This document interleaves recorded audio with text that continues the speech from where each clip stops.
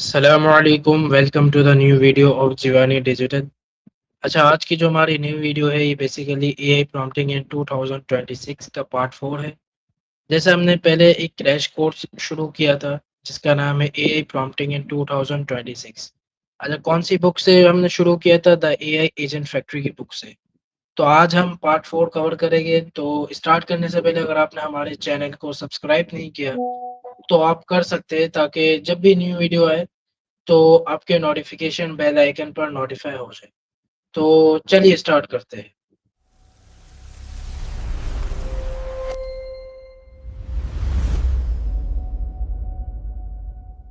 अच्छा, आपने agent factory की बुक में आ जाना है। और कौन सा क्रैश कोर्स है हमारा? दूसरा क्रैश कोर्स है। क्रैश कोर्सेज में आएगी तो दूसरे नंबर पे एआई प्रॉम्प्टिंग इन 2026 में आपने आ जाना है। अच्छा, हमने पार्ट 2 पढ़ लिए थे, यानी कितने कॉन्सेप्ट हमने कवर किए थे? 7 कॉन्सेप्ट हमने कवर कर लिए थे। आज हम पार्ट 3 कवर करेंगे। और पार्ट 3 का टॉपिक क्या है? Beyond text. तो शुरू करते हैं। अच्छा, इसमें ये लिखा हुआ है कि A is not just a textbook. इसका मतलब ये है कि अगर हम 2022 में लुकअप करें और 2022 में अगर हम देखें तो एआई सिर्फ एक चैटबॉट था। अब वो क्या करता था? जनरेट करता था, जैसे इमेजेस हो गई, टेक्स्ट हो गया और बाकी चीजें हो गई। अब वो क्या कर सकता है? अब वो इमेजेस, जैसे हम कोई चीज अपलोड करें या कोई इमेज अपलोड करें या कोई कोई स्प्रेडशीट या कोई ऑडियो अपलोड करे तो वो भी देख सकता है।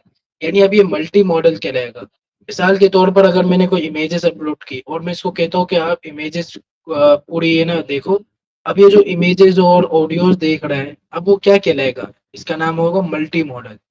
अब इसके आगे चलते इमेज इनपुट, अगर हम एआई को इमेज दे तो वो इमेज देख भी सकता है।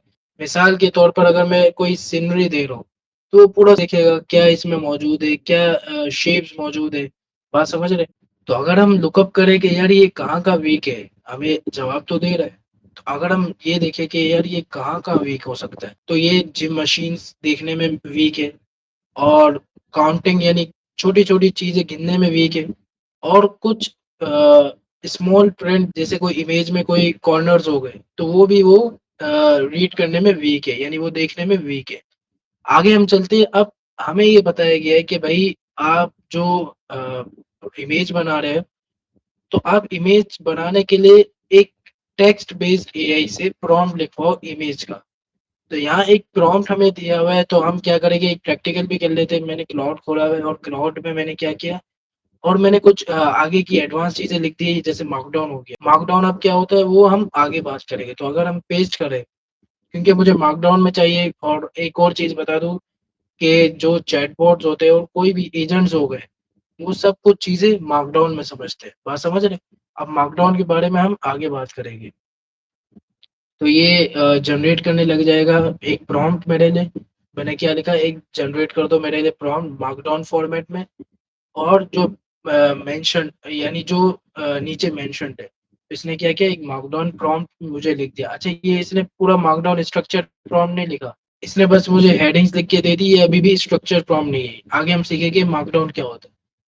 तो अगर हम इसको कॉपी करें, इसको कॉपी कर लेते हैं और हम चैट जीपीटी जाते, चैट जीपीटी में जाके पेस्ट कर देता आप कोई भी। अच्छा, मैं एक बात बता दूं, अगर हम अरीना लीडर बोर्ड में जाए ना, अरीना क्या है, यहाँ से आपको ये पता चलेगा कि कौन सा मॉडल टॉप पर अभी जा रहा है, इमेज के लिहाज से भी, टेक्स्ट के लिहाज से भी, और टेक्स्ट टू इमेज के लिहाज से भी, इमेज टू टेक्स्ट के लिहाज से भी। अगर हम लीडर बोर्ड में जाए, जैसे एजेंट्स है, चैट्स है, कोड है, इमेज है, वीडियोज है, तो ये सारी चीजें आपको ये बताएगी कि कौन सा मॉडल अभी टॉप पर चल रहा है। अच्छा, इसमें पेड मॉडल भी हो सकते हैं। तो हम तो अभी फ्री चला रहे हैं, तो आपको अगर पेड मॉडल्स चाहिए तो आप पेड मॉडल्स के भी देख सकते हैं। तो एजेंट्स में अगर हम देखें तो क्लाउड ओपस 5 है। और अगर हम इमेज में देखें तो हम तो अभी टेक्स्ट टू इमेज कर रहे हैं, तो टेक्स्ट टू इमेज में देखते हैं कौन सा मॉडल अभी टॉप पर है। ठीक है, GPT image 2।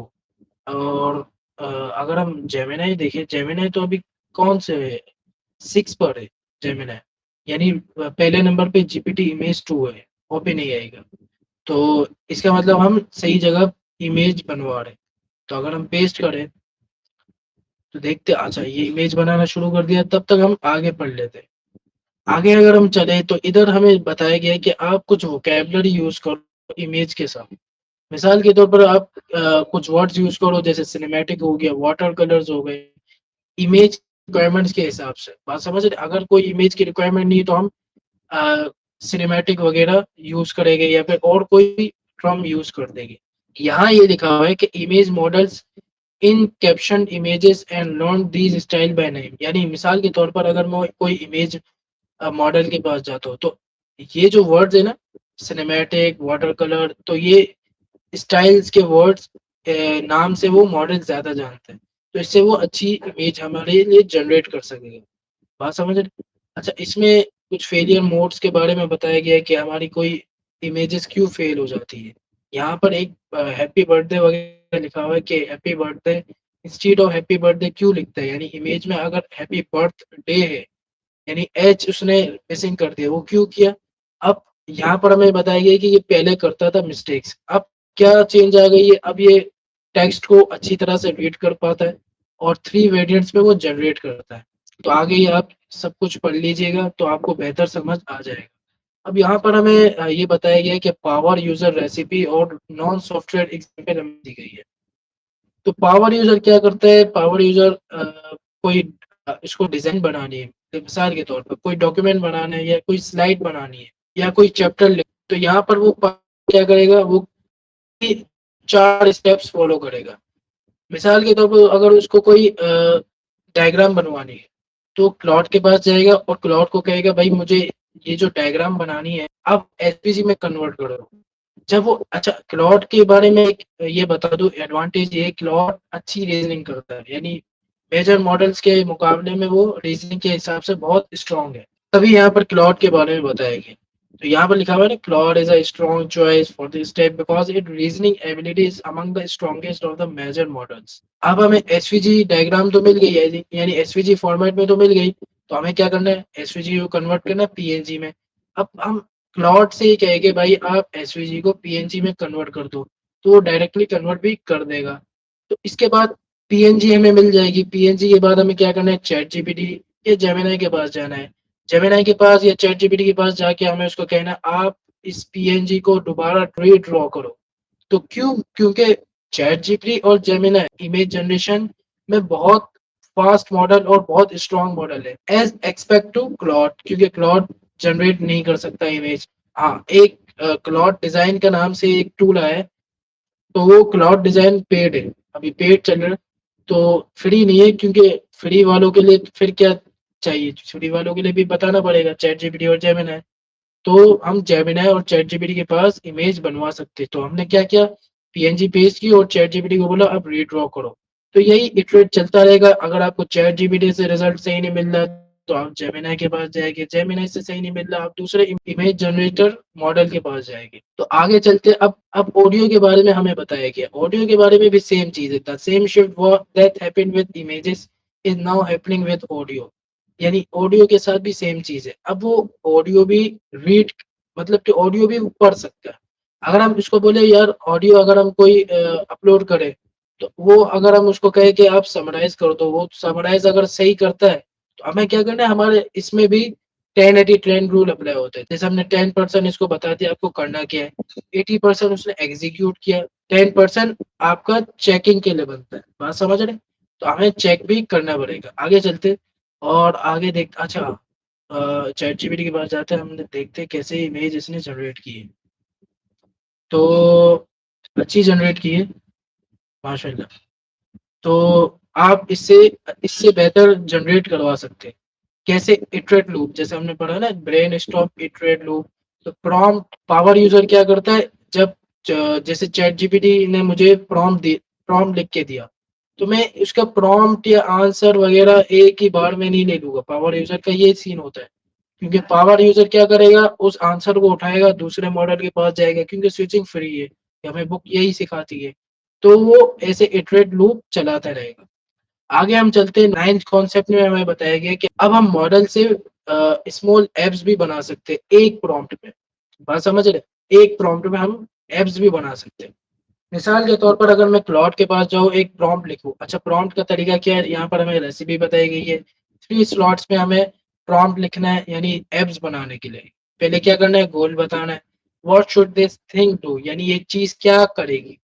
Input, what does the user provide, यानी जो इनपुट है यूजर को क्या दे रहा है। Output, what does the user see, user क्या देखेगा। तो हमें इस तरीके से ये रेसिपी फॉलो करनी है। तो हम पोमोडोरो टाइमर भी लगा सकते हैं, बिल स्प्लिटर भी लगा सकते हैं, वो बात की कहानी है।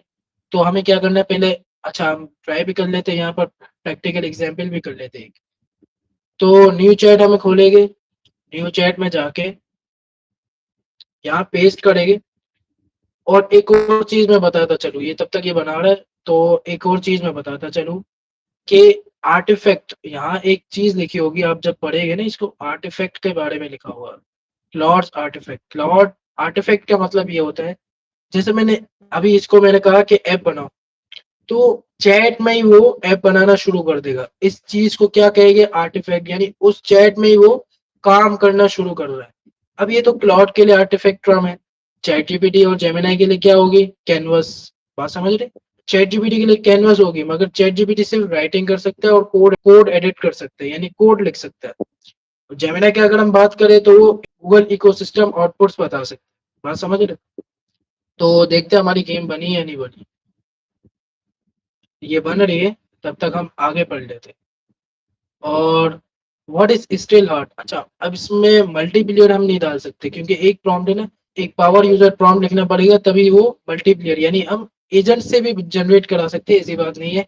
जैसे क्लाउड कोड हो गया, ओपन कोड हो गया, और बहुत सारे कोडेक्स हो गए, कोडेक्स भी अभी अच्छा चल रहा है, और हार्डनेस हो गया। तो हमारी गेम बन गई है, ये देखिए ये आर्टिफैक्ट कहलाता है, ये जो इसने पेज खोला है ना, ये आर्टिफैक्ट कहलाता है। बात समझ रहे, तो चैट जीपीटी और जेमिनी के लिए क्या है, कैनवस।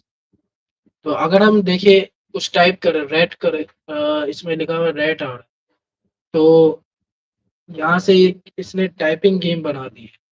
बात समझ रहे, तो यहाँ से आप गेम्स भी बना सकते हैं, यानी छोटी छोटी गेम, छोटे छोटे छोटे छोटे एप्स। तो यहाँ तक हमारे 9 कॉन्सेप्ट पूरे हो चुके हैं। 10वें पे हम चलते हैं। अब अब क्या आ गया, अब डेटा एनालिसिस आ गया।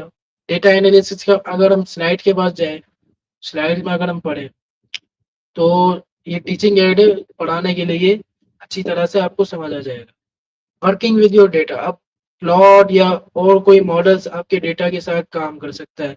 मिसाल के तौर पर अगर मैं कोई स्प्रेडशीट अपलोड करूँ और उससे कुछ पूछूं, तो वो कभी कभार, अच्छा एक और बात बता चलूं, कभी कभार वो कोड रन करता है, कभी कभार वो कोड रन नहीं करता। यहाँ लिखा है ना, it doesn't always run code, sometimes it just cases. तो कभी कॉन्फिडेंट यानी हेलोसिनेशन हमने पढ़ा, कॉन्फिडेंट से वो जवाब देता है, तो हमें क्या करना है, कोड चेक करना है, उसको कहना है आपने कोड रन किया है या नहीं किया। Look for the code, no code block in the reply, यानी कभी कभार वो गैस करता है, कभी कभार वो सही निकलता है, कभी कभार वो कोड रन करता है। तो हमें क्या करना है, चेक करना है कि भाई इसने कोड रन किया है या नहीं किया है।